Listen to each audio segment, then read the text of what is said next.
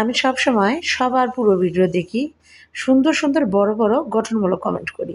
কিন্তু আমি জানি না আপনারা অনেকেই আছেন আমার এখানে এসে অনেক ছোট কমেন্ট করেন। কি কারণ কি আপনাদের?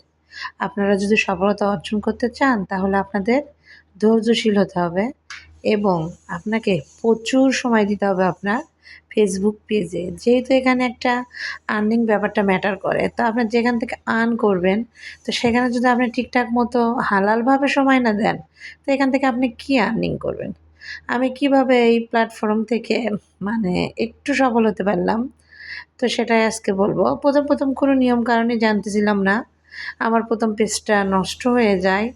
তারপরে ২ জায়গায় আমি কোর্স কমপ্লিট করি এবং ২-৩ বছরে অনেকটা অভিজ্ঞতা হয়।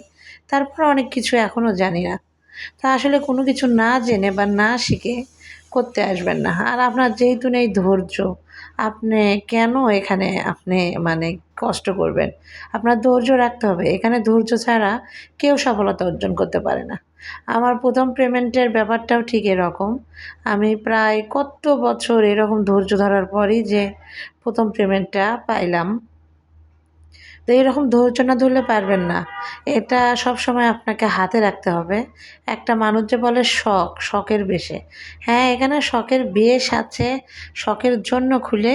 কিন্তু আমরা সবাই চাই একটু ইনকাম করতে, নিজের একটা পরিচয় মানে তৈরি করতে, নিজে একটা ইনকাম করতে।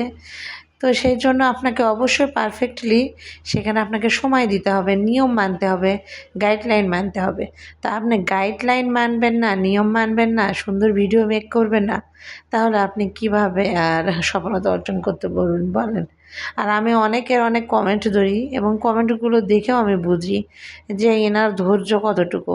অবশ্যই ধৈর্য ধরে অন্যের ভিডিও দেখবেন। ইনশাআল্লাহ একদিন না একদিন সফল হবেন। ভালো থাকবেন। আল্লাহ হাফেজ।